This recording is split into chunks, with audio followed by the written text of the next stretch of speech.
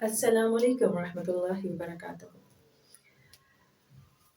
یہ جو باریک اور تنگ لباس پہننے والی خواتین میری بہن بیٹیاں ہیں، ان سے ایک ہی گزارش ہے، خدا را خود کو بچائے۔ آج کا جو فتنوں سے بھرا دور ہے، اس میں آپ کو جگہ جگہ درندے نظر آئیں گے۔ یہ جو ٹائٹ لباس ہے، یہ پہن کے کیا کیا مل رہا ہے آپ کو؟ اپنے جسم کی نمود و نمائش کر کے کیا حاصل ہو رہا ہے سوائے گناہ اور بدنامی کے؟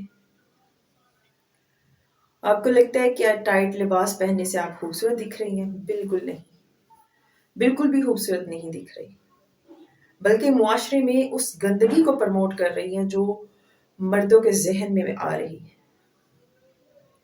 اور ایسے نام نہاد بہت سارے مرد ہیں جو دیکھنے میں تو مرد ہیں، انسان ہیں، لیکن در حقیقت وہ درندے ہیں چلتے پھرتے۔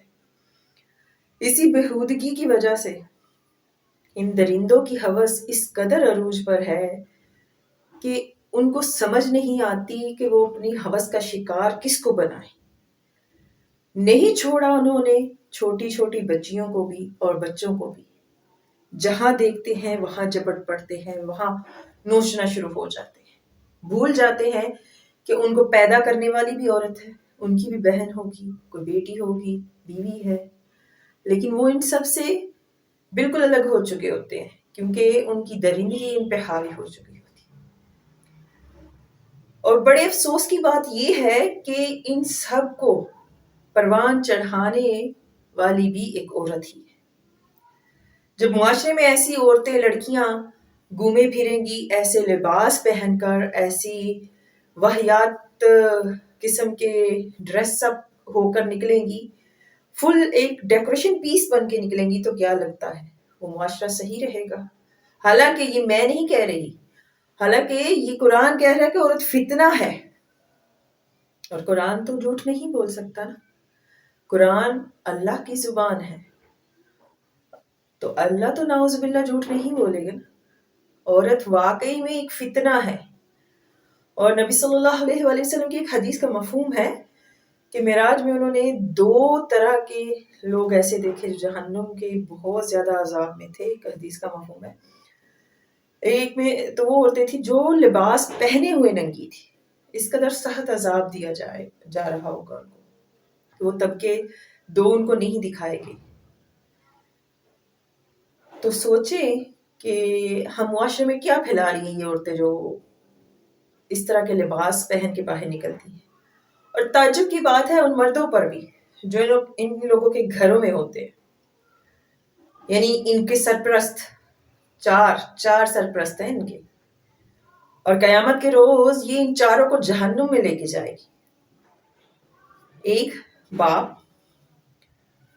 بیٹا، شوہر اور بھائی، یعنی باپ کی طرف سے باپ اور بھائی، اور اپنے سسرال کی طرف سے اس کا شوہر اور اس کا بیٹا۔ ان 4 مردوں کے ہوتے ہوئے اور ڈیکوریشن پیس بن کے باہر نکل رہی ہے، تو سمجھ لے کہ وہ مرد جو ہے نا، معذرت کے ساتھ مرد ہی نہیں رہے۔ انہوں نے اپنی غیرت بیچ کھائی، جن کے ہوتے ہوئے بہو بیٹیاں ایسے لباس پہن کے باہر نکلے، جو کہ لباس پہنے ہوئے بھی ننگی ہو۔ یہ سختی مردوں نے کرنی ہے کہ بھائی ہمارے گھر میں یہ نہیں چلے گا، آپ، کیونکہ ایک جو گھر کا سرپرست ہوتا ہے نا، اس نے اپنی پوری فیملی کے حصے کا جواب دہی جو ہے نا اس سے ہونی ہے قیامت کے روز۔ تو یا تو وہ سختی کر لیں ان چیزوں پہ، تو یا پھر جواب دہی کے لیے تیار ہو جائے۔ خدا را اپنے اپنے گھروں میں اپنی بہن بیٹیوں کو تلقین دے پردے کی، اور بچپن سے ہی دے، تاکہ معاشرہ صاف ستھرا رہے، اور حالی بہن بیٹیوں کو ہی نہیں بیٹوں کو بھی دے، کیونکہ سب سے پہلے تو مرد کی نظر نیچی ہونی چاہیے، اور عورت کو جو ہے نا وہ باحجاب اور ڈھکا ہوا ہونا چاہیے، اور دونوں ہی عزت کی تلاش میں ہے۔ مرد اپنی نظر نہیں نیچے کرنا چاہتا اور عزت چاہیے، عورت اپنے آپ کو ڈھکنا نہیں چاہتی اور اسے بھی عزت چاہیے۔ یہ کیسے پاسبل ہے کہ دونوں اپنی ذمہ داریاں نبھا نہیں رہے اور عزت کے متلاشی ہیں؟